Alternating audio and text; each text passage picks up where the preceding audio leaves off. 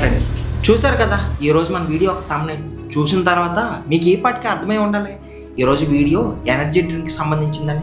So మరి late ఎందుకు వీడియోని ఎక్కడా స్కిప్ చేయకుండా పూర్తిగా చూసేసేయండి. అలానే ఫస్ట్ టైం కనుక మన వీడియోని కనుక చూసినట్లయితే ఫస్ట్ మన ఛానల్ సబ్స్క్రైబ్ చేసుకోండి. అలానే పక్కనే ఉన్న బెల్ ఐకాన్ కూడా ఆన్లో పెట్టుకోండి.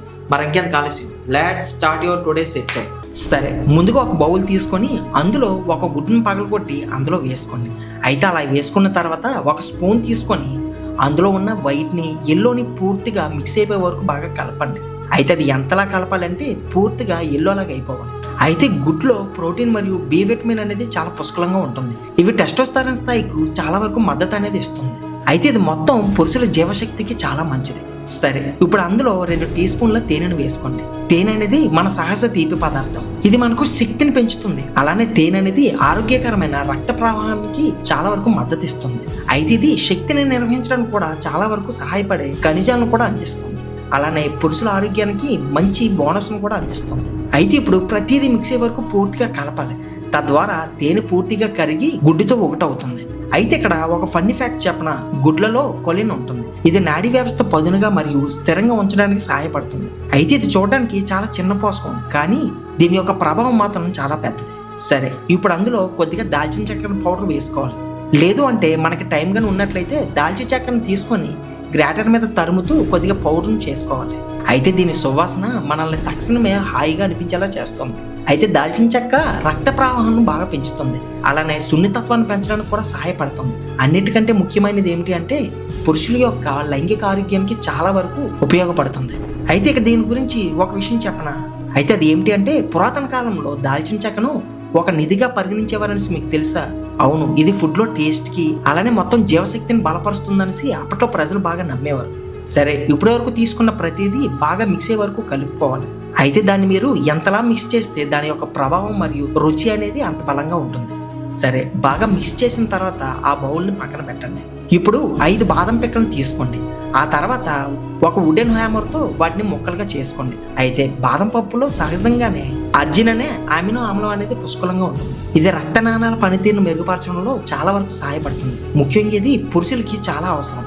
సరే, ఇప్పుడు ఆ బాదం పప్పును బౌల్లో వేసి పూర్తిగా మిక్స్ అయ్యే వరకు కలుపుకోవాలి.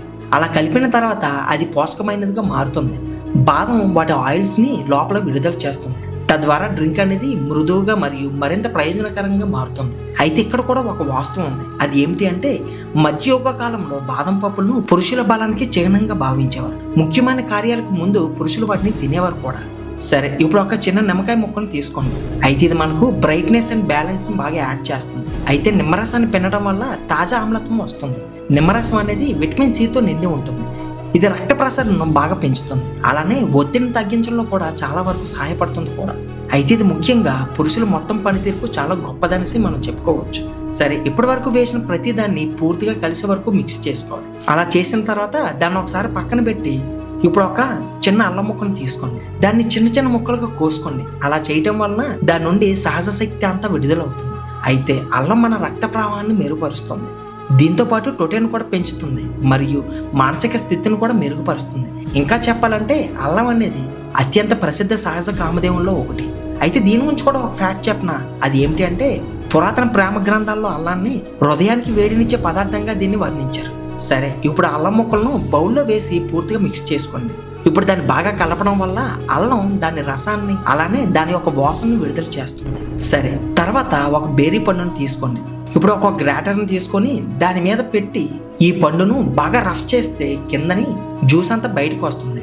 అయితే ఆ బేరీ జ్యూస్లో యాంటీ ఆక్సిడెంట్లు మరియు నేచురల్ షుగర్ పుష్కలంగా ఉంటాయి. ఇవి మన శక్తిని పెంచుతాయి మరియు హార్మోన్ యొక్క సమతుల్యతకు మద్దతు ఇస్తాయి. దీని గురించి ఒక ఫ్యాక్ట్ చెప్పన, సాంప్రదాయ చైనీస్ వైద్యంలో బేరీని శక్తికి చిహ్నంగా భావిస్తారు. ఇవి పురుషులకు తరచుగా బలాన్ని కాపాడుకోవడానికి సిఫార్సు చేయబడతాయి. ఫైనల్లీ ఆ బౌల్లో వేసిన అన్ని రుచులను సంపూర్ణంగా కలిసేలా మిక్స్ చేసుకోవాలి. ఆ తర్వాత ఆ బౌల్ని 10 నిమిషాల నుంచి 15 నిమిషాల పాటు దాని మీద ఏదైనా మూత పెట్టి పక్కన పెట్టండి.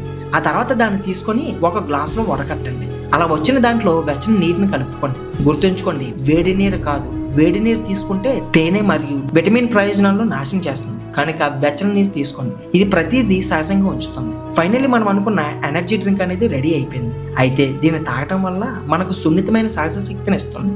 అలానే రక్త ప్రవాహాన్ని బాగా పెంచుతుంది. వీటితో పాటు మన యొక్క మానసిక స్థితిని స్థిరంగా ఉంచుతుంది మరియు పురుషుల యొక్క శక్తిని ఉత్తమ మార్గంలో ఉంచడానికి చాలా వరకు అంటే మద్దతు ఇస్తుంది. ఫైనల్లీ ఇది మీరు తాగటం వల్ల మీరు అనుకున్నది సాధిస్తారు, అయితే హ్యాపీగా ఫీల్ అవుతారు కూడా. అలానే ఇది ఒక్కసారి తాగి వర్క్ అవటం లేదని అనుకోకండి. అట్లీస్ట్ 1 వీక్ అయినా సరే ట్రై చేయండి. ఆటోమేటిక్గా రిజల్ట్ అనేది మీకే తెలుస్తుంది. ప్లీజ్ ట్రస్ట్ మీ, ఒకసారి ట్రై చేయండి. సో మై డియర్ ఫ్రెండ్స్, చూసారు కదా వీడియో. చూసిన తర్వాత మీకేమనిపించింది అనేది కింద కామెంట్లో తెలియజేయండి ఫ్రెండ్స్. అలానే ఇప్పటివరకు మన ఛానల్ కానీ సబ్స్క్రైబ్ కానీ చేసుకున్నట్లయితే ఇప్పుడే మన ఛానల్ని సబ్స్క్రైబ్ కూడా చేసుకోండి. వీడియో నచ్చితే లైక్ చేయండి, షేర్ చేయండి. నెక్స్ట్ వీడియోలో మళ్ళీ కలుద్దాం. Thanks for watching.